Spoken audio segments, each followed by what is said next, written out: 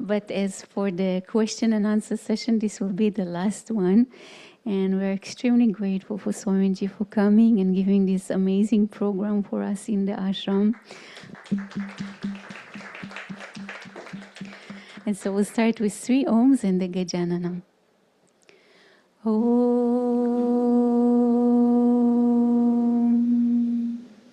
Om.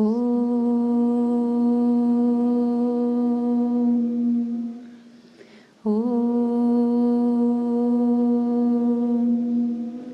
Gajananam Bhutaganadi Sevitam Kapita Jambupala Sarabhakshitam Umasutam Shokavinashakaranam Namami Vigneshwara Padapamkajam Shadananam Kumkuma Raktavaranam Mahamatim Divya Mayuravahanam Rudrasya Sunam Surasanyanatam Goham Sadaham Sharanam Prapadye Ya Kundendu Tusharahardvala Ya Shubravastra Vrita Ya Vina Varadantamantita Ya Shveta Padmasana Ya Brahmachyuta Shankara Prabhritibir Devai Sada Pujita Samam Patu Saraswati Bhagavati Nishesha Jagyapaha Om Namah Shivaya Gurave Sachitananda Murtaye Nishprapanchaya Shantaya Shri Sivanandaya Te Namaha Shri Vishnudevanandaya Te Namaha Om Sarva Mangala Mangalye Shive Sarvata Sadike Sharanye Trayambake Gauri Narayani Namostute Narayani Namostute Shanti Shanti Shanti Om Peace Peace Peace Om Sahana Vavatu Sahano Bhunaktu Sahaviryam Karavavahe Tejasvina Vaditamastu Ma Vidvishavahai Om Shanti Shanti Shanti Om Peace Peace Peace Om Bolo Sadguru Sivananda Maharaj Ki Jai Swami Vishnudevananda Maharaj Ki Jai. Why is there a gap in the middle? Suddenly today.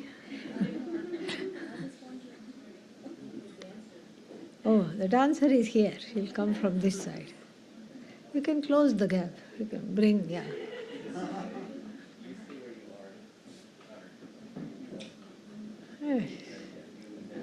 Just straddle so everybody can see me, I can see everybody.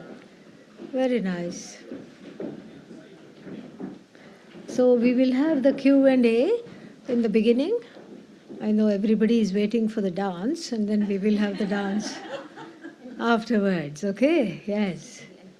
Yeah, please. To all the new people that have not signed up, we have a silent WhatsApp group to let you know about online classes, etc. You can sign up. We have also an email group, so you can sign up for the email also. So Perry will pass it on and then it can go around. Questions? Yes.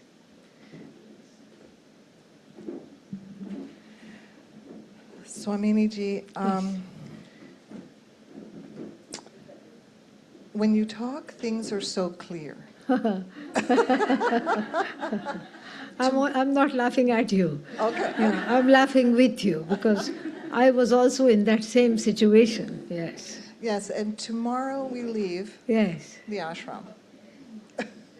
No, I leave day after tomorrow. Okay. Yes. So in this lovely Nataraj dance with all of our collective wanting and greed, and now we're in the Kali Yuga, and we're, doing all these things that you so beautifully talked about in yesterday morning's I'm wondering, as we move forward in our lives, and we go back to this incredible dance that is in many ways horrific and existentially threatening us, and we have our choices to make. What do you recommend? How do we actually navigate? Is it just that we deepen into our own practices and allow Bhagavan to guide where we put our love and energy and resources? We have all the family drama, all the community drama, all the political drama. So what do you recommend for that? Is there any way we can actually really make a difference? Yes, I have. And I have a second part to that. Yes, I have a plan to address this in the larger group as well. But there is no reason we can't summarize it here. It is basically remaining with the observer. Everybody has the Sakshi, and we'll come back to that. We'll recycle back to that. When we remain with the observer, then you don't get, you're able to see things objectively rather than subjectively. So even if there is some kind of an atrocity on a global level, that also has its subjective component and objective component. Very quickly, everybody gets into the subjective component. Why is this happening? What have I done? How do I do this? And the subjective component is a place of pain, is a place of victimization, and above all, it's a place of disempowerment and disenchantment. We have to get out of that situation as quickly as possible, because otherwise the stakes are very high. We'll start buying into that. So today we stopped the satsang at straddling two kinds of realities. This is impossible to do if both the realities had equal weightage. It's impossible to do. But we know that there cannot be two realities, there's only one reality, and that is Sat Chit Ananda. That is the absolute level. So what is this level? We don't dismiss it at non-existent. We don't say this Jagat and everyday drama is non-existent. But at the same time we say it is Rama plus a D plus something extra. Like everything in the universe is Sat Chit Ananda plus name and form. Name and form we disregard, we transcend, and we connect to Satchidananda. That is what we have to do. So on the global level, on the collective level, Ishwarizing the universe, on an individual level, Ishwarizing this body, mind, sense complex, seeing the indweller as the witness. That is what we have to do. But I will expand on that. So that, in short, that is what it is. Part B. I will be interested in the expansion. Okay. I'm sure there's many practical applications. Part B is there anything in the prophecies, right? So here we are in the Kali Yuga. Mm-hmm. I think that I'm not sure where we are in the Kali Yuga, but in the advanced part of it, correct? When we're going to No. No, we're in the depths of it? Yeah, you are very optimistic. Yes, I like that about you. And so we are in the first fourth of the four, we don't know exactly where, but the first fourth of 436,000 years. Yes. So we are probably 99,000 years into it at best. Yeah. So there's no hope. No, there is hope. Of course there is hope. We can't blame it on the yuga. The one who is living in the yuga is going to, bring everything, whatever. In every yuga there are avatars, there are role models. And we have to be one. We have to inspire ourselves and inspire, even if you inspire, a pet dog, that itself is doing a lot. Yes, you inspire people. You inspire whoever is in your sphere of influence. Quietly. Not trying to advertise, not trying to be loud about it, but just quietly, more by being who you are, you become a source of inspiration. So we don't worry about the yuga, we don't worry about the difficulties. We try to look at the truth of the self, the truth of the Jagat, and even the truth of the difficulty, which is Ishvara. We try to abide in that and make decisions to intervene from that place rather than a place of hurt or anger. Does that make sense? Yeah. Yes, thank you.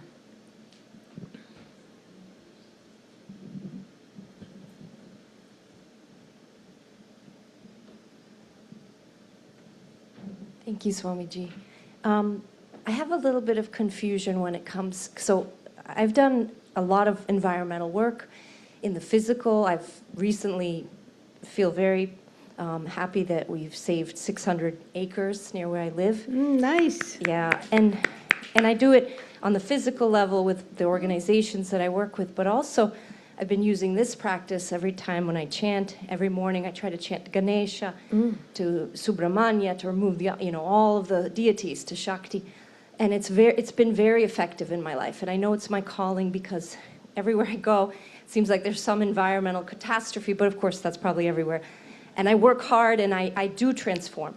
But I guess my question is in the Vedantic teaching, sometimes, like I know when I'm in the woods, in the forest, in this beautiful, even I'm looking at this picture of Krishna, he's got this waterfall behind him, and it's like when you're part of that ecosystem, I have to imagine that a lot of the yogis receive their wisdom from being in this sacred ecology where, as you said, Ishvara's grace is in tune, and when I see the world, destroying it faster than we can save it, but hopefully saving it faster than we can destroy it. I wonder, sometimes with Vedanta, sometimes I get this mixed message, and maybe it's my own confusion, that nature, like maybe that I shouldn't be what I know I'm called to do it, but at the same time, like, is it, if everything is, in this plane is Maya or Samsara, is but that I never worthy? said it's Maya, I said it's Ishvara. It is Ishvara, okay. Yeah. So it is worthy to be doing the work I'm doing. Of course it is worthy. Okay. You were a forest in your last life. Yeah, it's very clear. So, of course it is worthy. See, Maya is Ishvara. We don't understand that. Yeah. People, pick up words. One word here, out of context, Maya, and this, what is delusion, illusion. Maya is also wrongly translated as illusion. It's not illusion, it's Shakti. Yeah. Wherever you see Shakti, there is Ishvara. That's why if you go to a Hindu temple, all the representations of God are happily married. You never worship the male form without its feminine counterpart. You never worship the female form without the masculine counterpart. And even Ganesha, who is said to be celibate, he has two consorts, Riddhi and Siddhi. Riddhi, abundance, and Siddhi, success, moksha. So Shakti, Maya is not illusion, Maya is not delusion, Maya is Ishwari. What is Ishwari? Feminine counterpart of Ishvara. Maya is Ishwari. So you see everything as Ishvara. And the name and form become irrelevant because when you save the forest, what you are trying to save is save the name and form from destruction, so that the Satchidananda can abide in this particular name and form called Aranya, forest. That is what it is. And everything is worthwhile. We just have to find our niche. We have to find our niche, and that is what is called Swadharma. One aspect of Swadharma is to see why we have this body, why this particular mind, why was I born here, why do I have this background. It must be for some purpose. So if I hollow out my own likes and dislikes and my own agenda, the purpose will be revealed. Like you said, it's my calling. Like that. The purpose is revealed. But if I'm full of myself, not in a nice way, in Vedanta you are full of yourself in a nice way, you are full, Purna. But here, if one is full of oneself, full of raga, dvesha, multiple prejudices and preferences, there is no room for the Ishvara that is manifest in the form of this body, mind, sense complex to show itself. So that's why in the olden days, whenever there were forests, people used to repair to the forest life. Because away from the din and the noise of everything, you can get time to think properly and let the fear go and let the purpose of this life emerge. This is one part of Swadharma, what one needs to do in this life, and the other part is very evident, because whatever you have to take care of, you take care of. Everybody has a father, mother, everybody has a brother or sister, everybody has a spouse. You do whatever is right by all of them. Everybody is either an employer or an employee or both. Everybody is a citizen of some country. So there is there is a duty for being a citizen. This is a no-brainer. It's very easy. The other part of Swadharma, awakening to my purpose, takes some time, and sometimes it is inhibited by fear and subjectivity. If we sit quietly, it helps. So everything is Ishvara. Whatever you do in the Jagat is upkeeping that, acknowledging that, appreciating that, and accepting that as Ishvara. Everything is worthwhile, other than pickpocketing, or robbing a bank. So as long as you are following Dharma, everything you do is worthwhile. Thank you, Swamiji.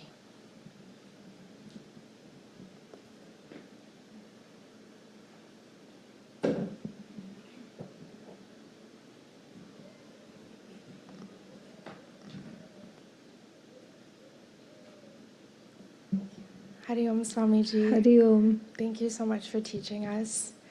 I have a follow-up question to that. How do we know when a decision is the will of God or whether it's just an inclination? So, like a personal inclination. So, in terms of Dharma, if I work as a human rights lawyer, I can help a lot more people and serve a lot more people when I'm at home. But if I leave that and I have a strong inclination to go back home to India to study Vedanta, is that a selfish decision because I'm abandoning my parents and I'm abandoning loved ones who rely on me? How? How are you abandoning them? When you went to college to study law or whatever you did you abandon them? Did you feel like you're abandoning the people? Yes? Even when you went to college, you felt like you were abandoning people? Okay. So this is, this is something where you have a lot of affection and a great deal of family connection. Okay?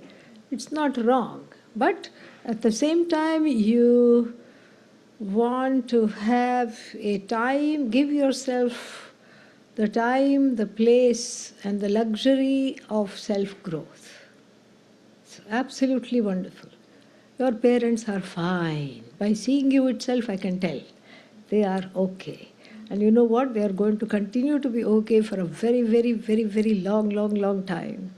My prayers are with you and with them also. They are going to be just fine. And all your loved ones, may they thrive. Continue to thrive. All that thriving can happen, but not at your cost, dear. Yes, you should thrive too. If they have a right to thrive and you agree that with me, then you also have a right to what? Thrive. Yes. Yeah, come to Rishikesh, take a 3-month course. I give you permission. Yes. Yeah. You can even come with me now. I'll take you back. Yeah. I'll talk to you afterwards, okay? Yeah. We'll talk it over a popsicle, yes. Next. Patrick.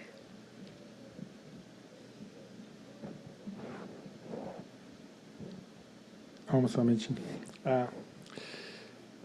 You may talk about this when you talk about the two realities, but one thing that is very common for many of us who live in the Western world is like, be productive, be the doer. It's do. My parents, for example, when I grew up, they used to tell me, you're stealing God's time if you're not productive. If this is happening, then how do you relax ever? You can't. You can't. Yeah. That is called the Protestant work ethic. Yes. So that's exactly what it is called.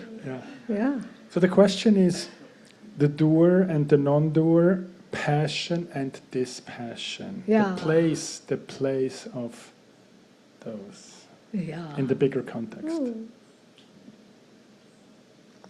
See, you have to know who you are.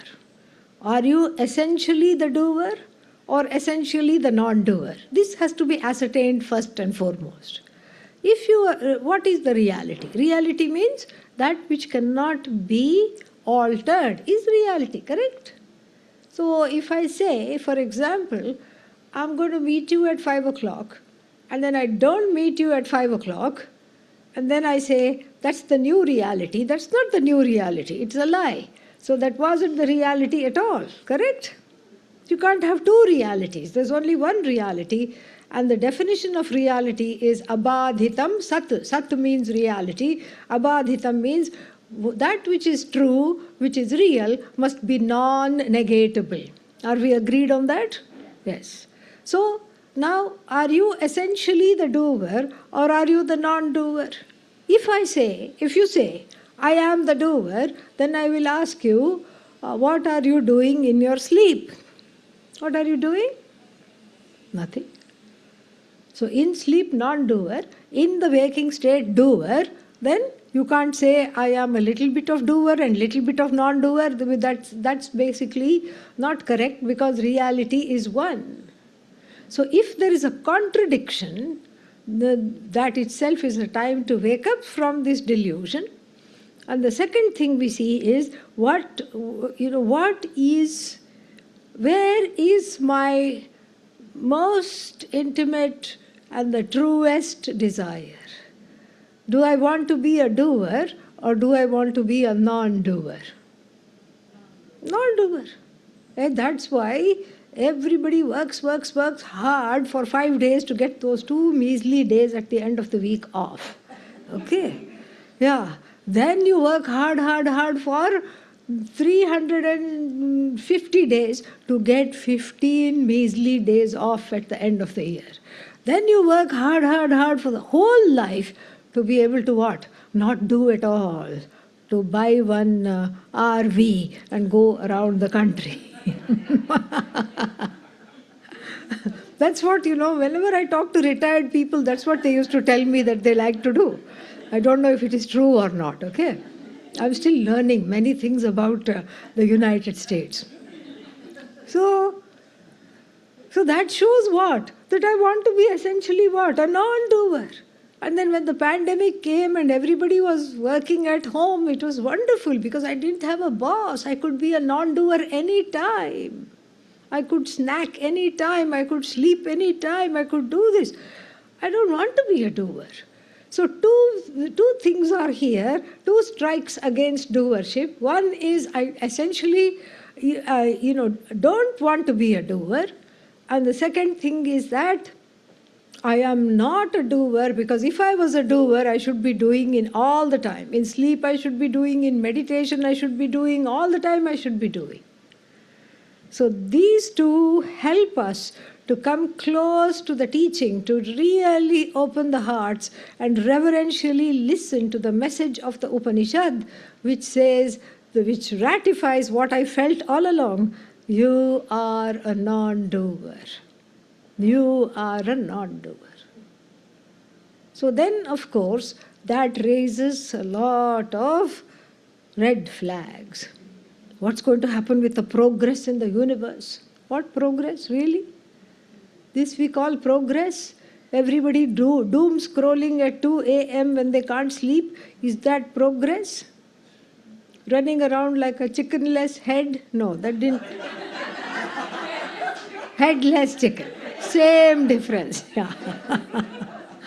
I knew something was off. Yeah. But I didn't know what. So, you call this progress? Running around like this? It's just treading water in place. No, but what about all the things? What about AI? AI does not stand for another Ishvara. Okay? Yeah. So we have to understand all this. And so, to those skeptics who say that what about progress? How if everyone were to get moksha? And let me stop you right here.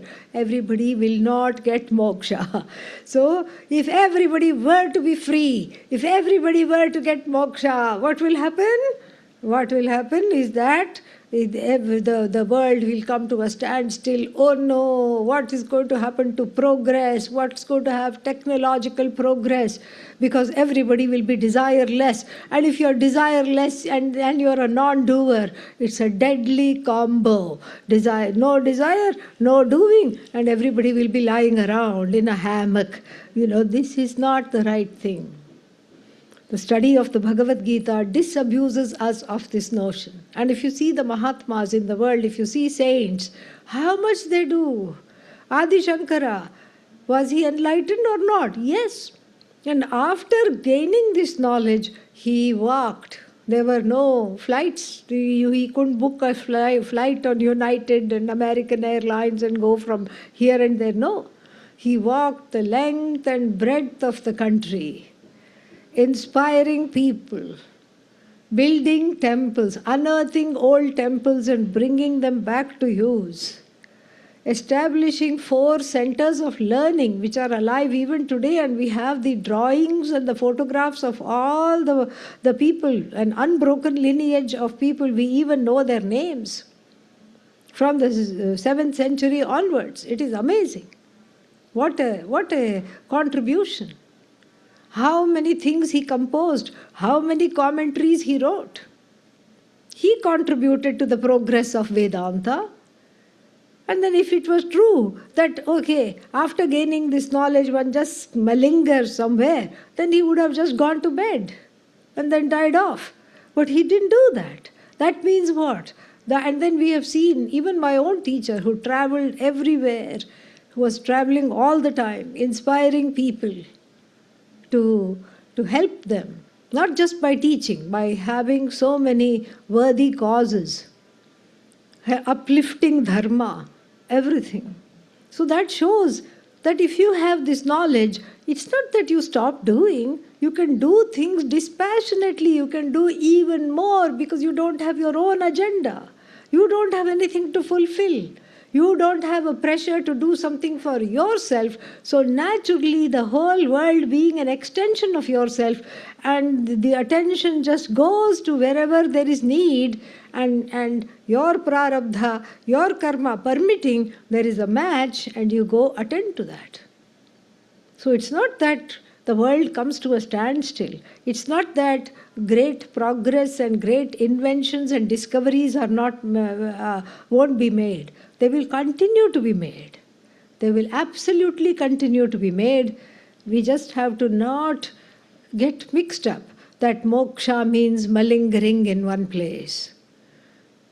If somebody comes, can you please help me? How do I get there? Oh, I wish I could help you, but actually I have moksha. So sorry, I'm a non-doer and I can't do this.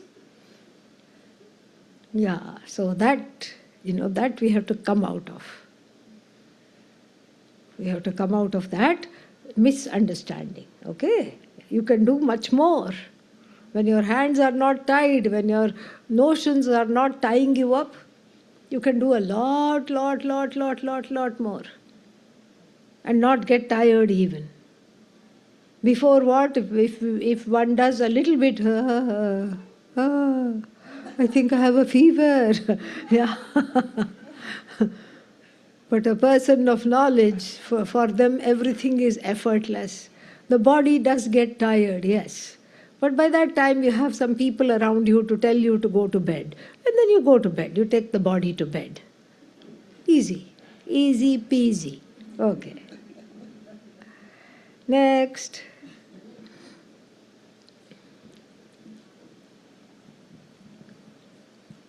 So, kind of continuing along on this theme and also on the theme of purpose, one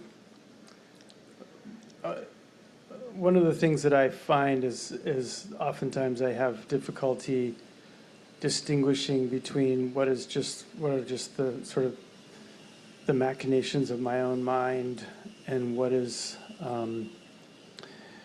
what I would, for lack of a better term, sort of divine guidance, or the and then specifically in terms of purpose and what I'm doing in my life, what I'm doing for work, and what I'm doing for how I spend my time. I've spent a lot of my life sort of pursuing fun and pleasure and things like that, and I find myself now starting to be more oriented towards service and what can I do. And I guess my question is, can you give me some help in terms of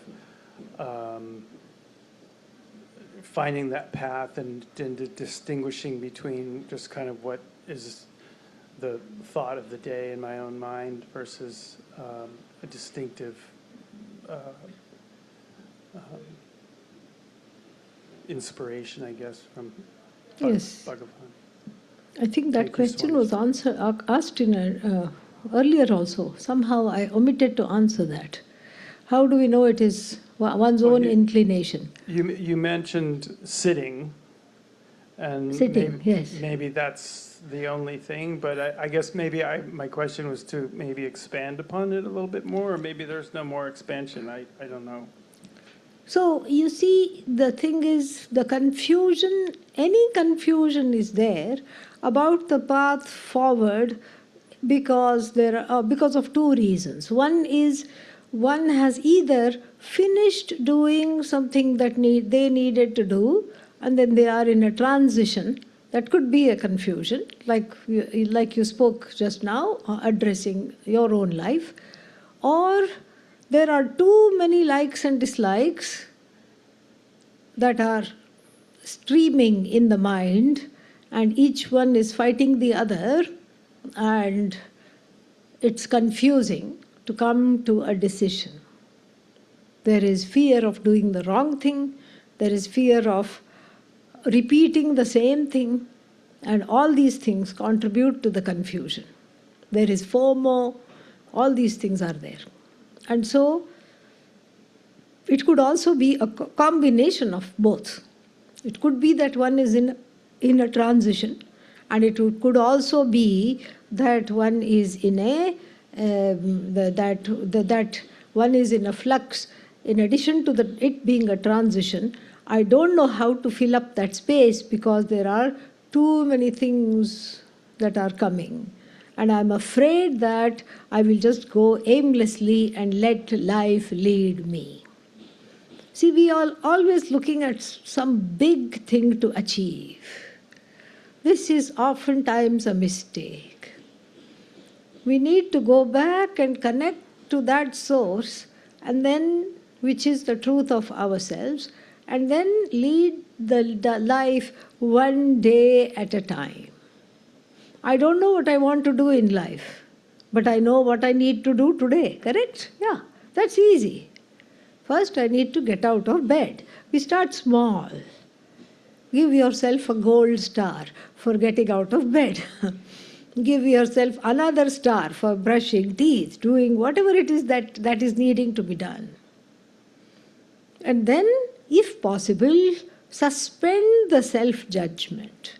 Love up the self-judgment and keep it on one side for some time. Each time it comes, you just, love it up and keep it aside, and just sit dispassionately. And then let the creativity move you.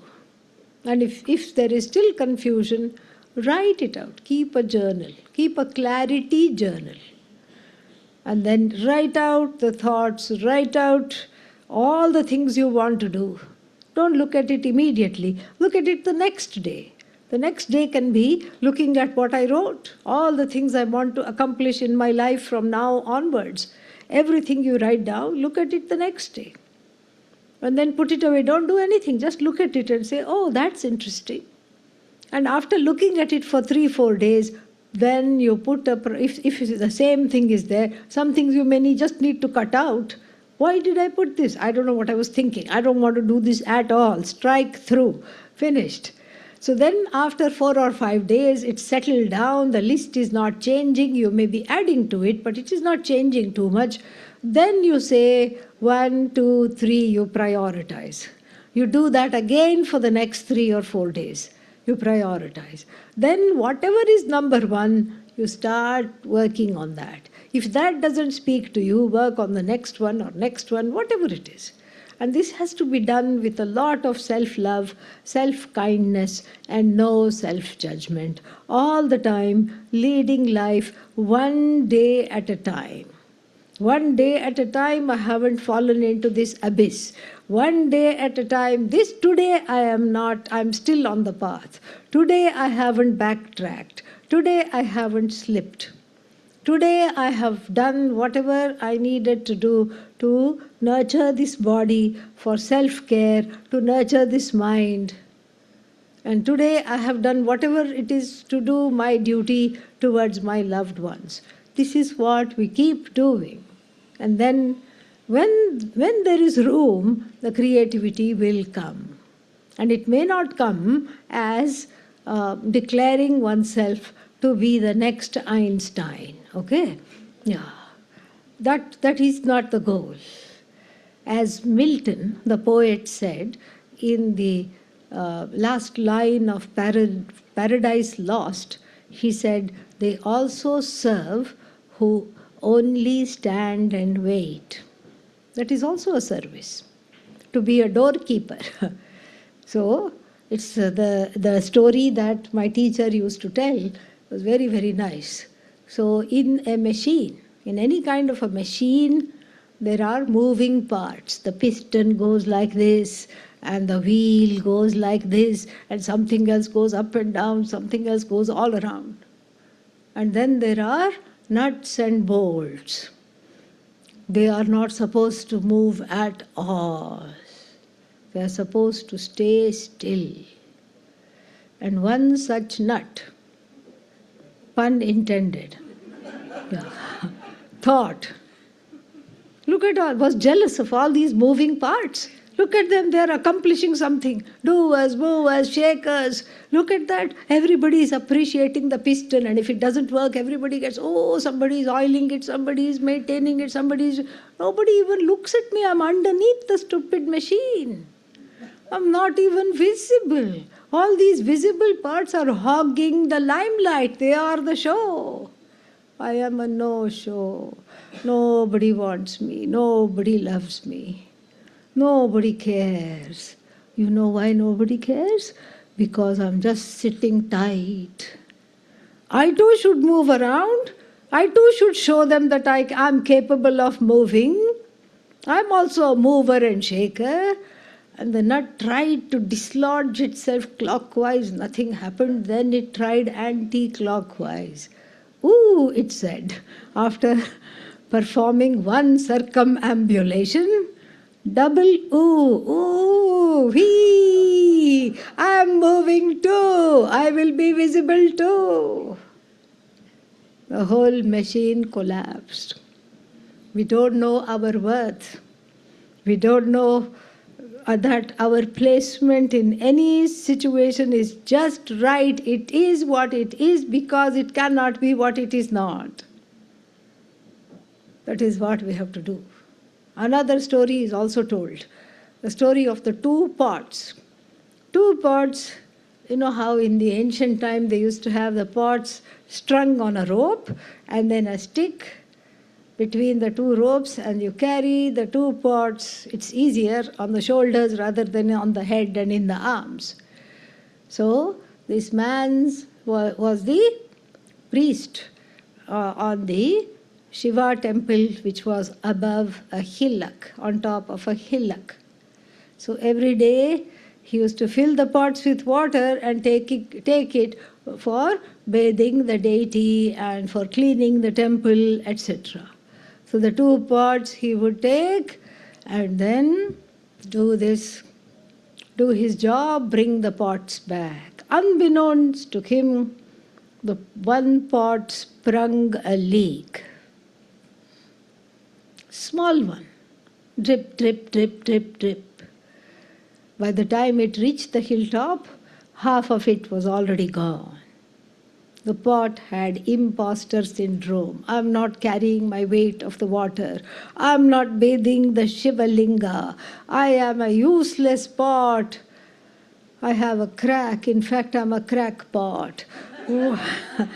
I don't know what to do. I'm full of complexes. I'm not doing my part. My swadharma is to bathe the Lord.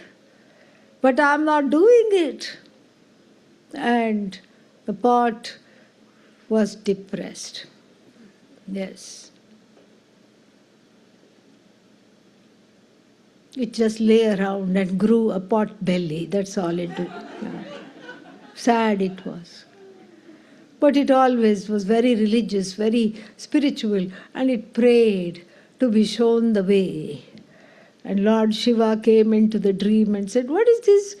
You're feeling sorry for yourself. You were a little cheerful little pot. What happened to you?" "No, I'm not carrying my weight in water. I'm a sad pot. I'm a bad pot. I'm a cracked pot. I'm of no use." "No, no, no, no, no. You come with me." In the dream, Shiva takes the pot on a journey on to the hillock. "Which side are you on?" "I'm usually on the right side." "Look on the right side. What do you see?" And the pot, very happy, sees a lot of wild flowers growing, snaking its way up to the hill. Says, "See, you are not only providing water, but you are providing a garland for the Lord as well. Look at that. Look how useful you are." And then the pot is very, very happy and fulfilled.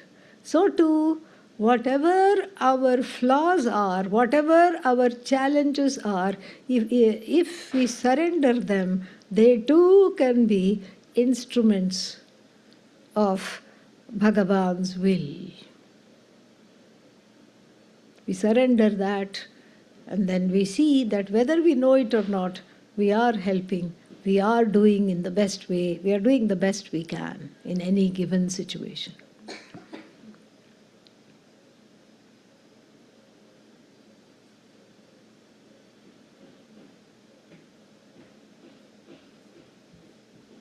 Enough? Yes? Oh, one more. Okay. Is it okay to ask one more question? Of course, Thank please you. ask. Thank you, Swamiji. Sometimes when we're in the world interfacing, and I try to do my best, I really do, to try to cultivate virtues and release vice. But sometimes when you speak, like when you do practice satya, it's difficult to also practice ahimsa, and I'm wondering... Ahimsa. Ahimsa, Yes. thank you. Like if you were going to say something that's truthful or to negate Yes. untruth, Yes. even if you do it very compassionately, sometimes the reaction is not good. Yeah. How do you balance the two, and is it better to stay quiet? Yeah. It is, okay. We have a formula for that. Satyam vada, speak the truth, and then priyam vada. Priyam vada means speak it sweetly. So that is an art. That's not telling a lie. That's an art. We don't need to pride ourselves, "Oh, I tell it like it is, what you see is what you get." No, we don't need to do that. We can just, have a honeyed tongue. There are many prayers in the Veda for, "Please, O Lord, give me a honeyed tongue." Jihva me madhumattama. The most honeyed tongue may I have. That's an art. That's beautiful. That's absolutely beautiful. So my teacher spent his whole life without ever saying the word no. Yes, he would never say the word no. Because the word no, especially coming from somebody of his stature, I can get away saying no, okay, yeah.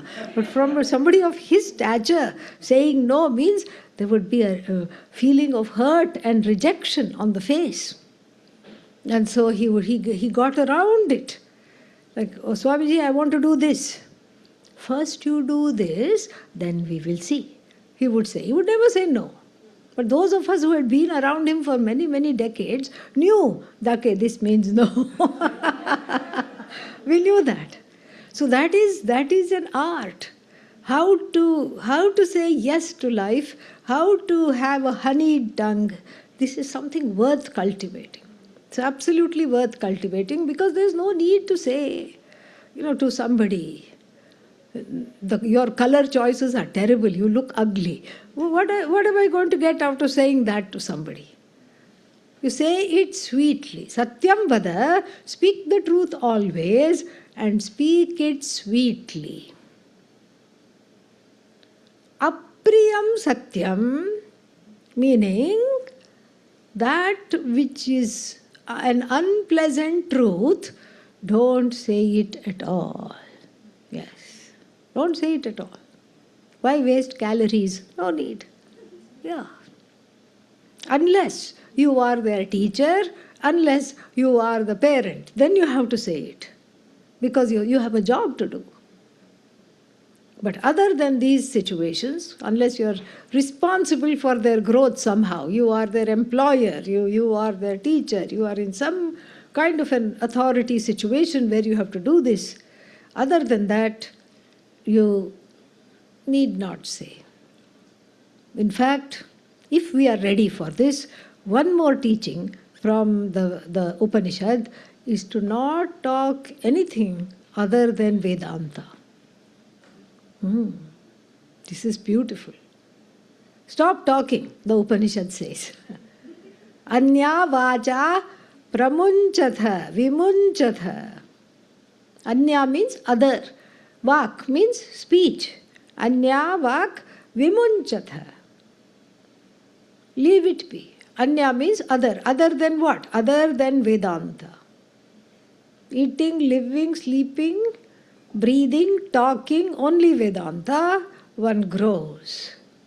Eshaha amritasya setuhu. This is the bridge, this practice of maintaining selective silence, vak tapas, is the bridge to immortality, is the bridge to freedom.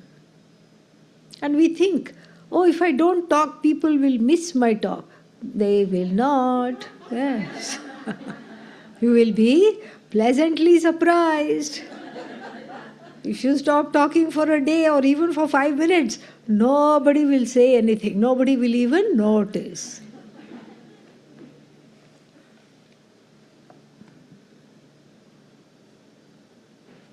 Here.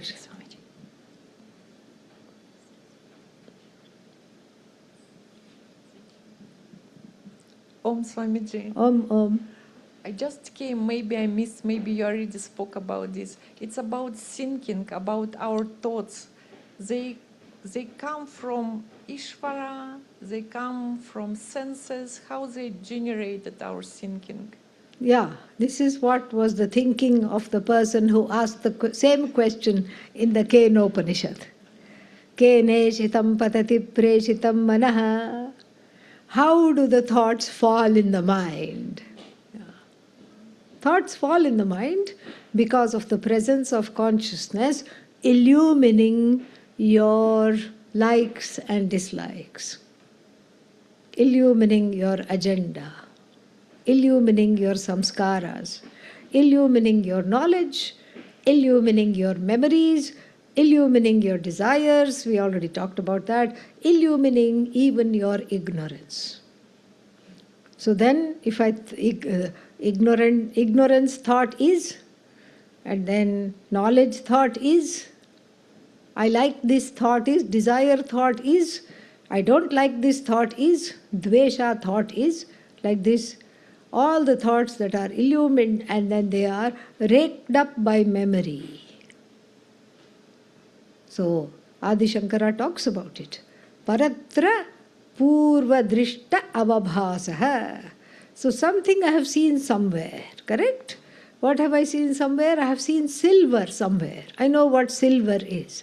Then I take a walk on the beach, sunny day, something is shining, and I love silver. What's the conclusion I come to? Silver, let me run. I run in the sand, waste some calories, only to find out that it is the pearl's mother. Okay? That is what it is. It is a worthless mother of the pearl. It is not silver at all. But what gave rise to the silver thought? Silver thought was seen elsewhere. Silver thought was remembered. The silver thought was illumined by that consciousness. The theater lamp here, the Sakshi, illumines that. And because of that similarity, silver shines. This thing on the beach is also shining. And then there is that association. Thank you. Thank you.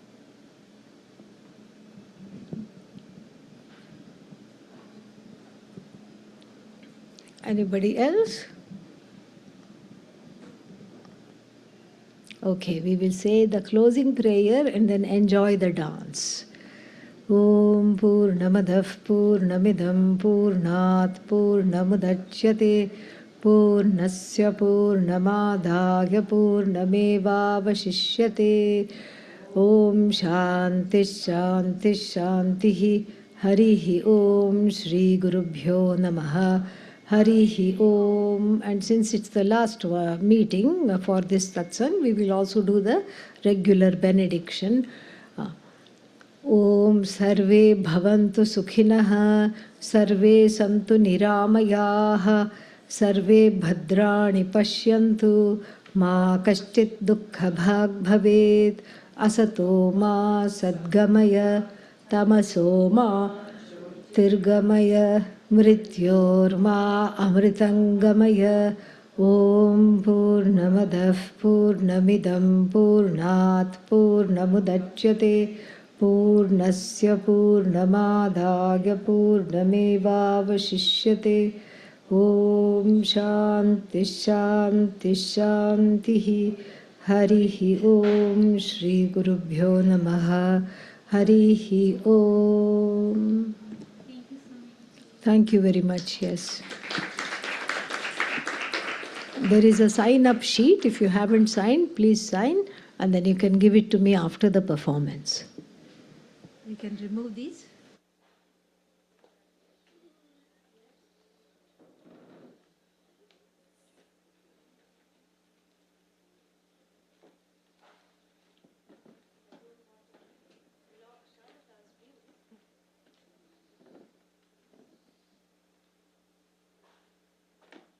Give a big hand for Maitreyi.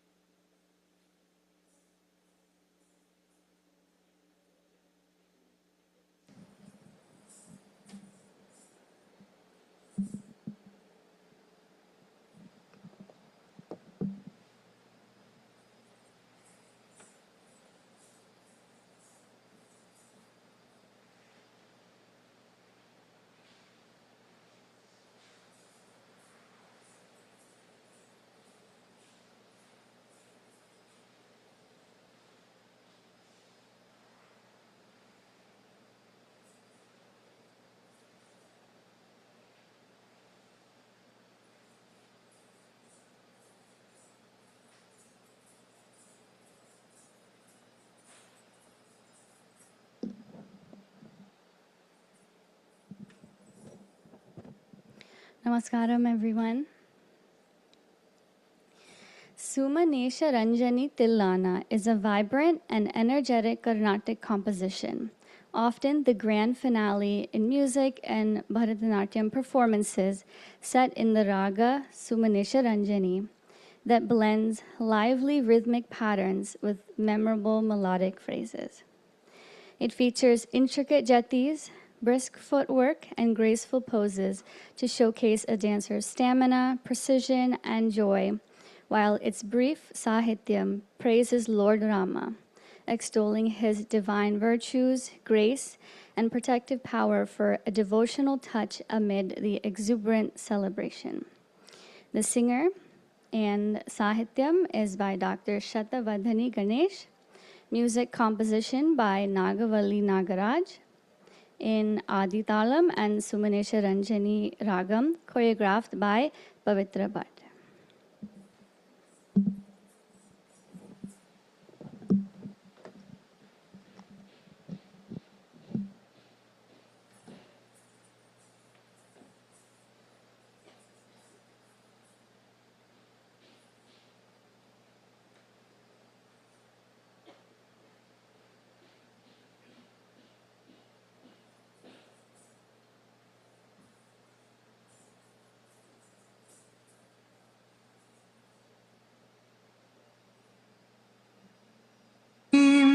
Tanadim tadim tadirana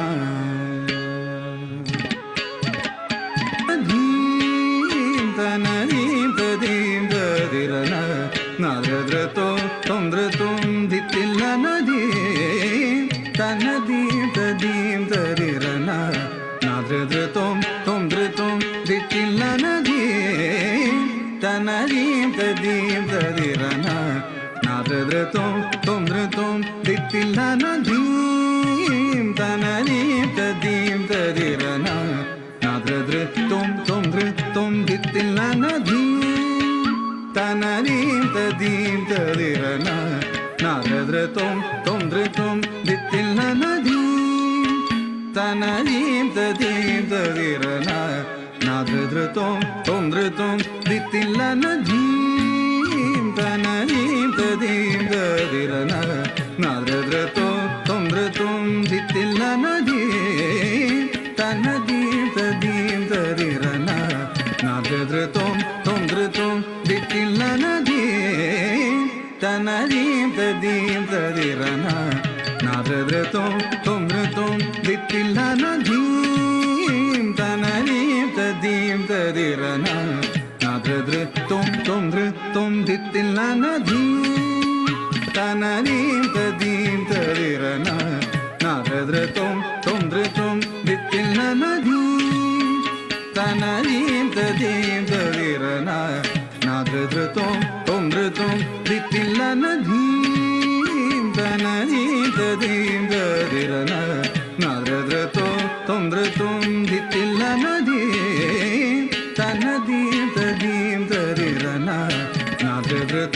tomdratom ditillanadim Tanadim tadim tadirana Nadradratom tomdratom ditillanadim Tanadim tadim tadirana Nadradratom tomdratom ditillanadim Tanadim tadim tadirana Nadradratom tomdratom ditillanadim Tanadim tadim tadirana Nadradratom tomdratom ditillanadim Tanadim tadim tadirana Nadradratom tomdratom ditillanadim Tanadim tadim tadirana Nadradratom tomdratom ditillanadim Tanadim tadim tadirana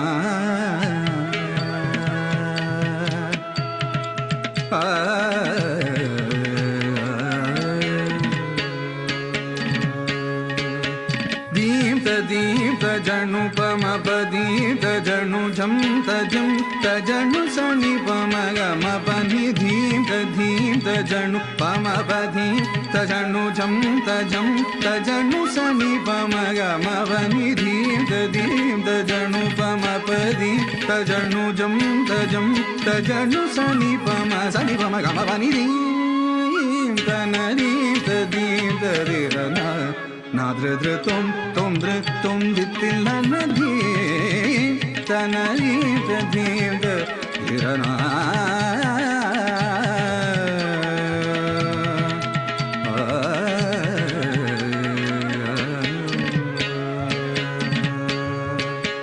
तपन वंश सोमा सुनामा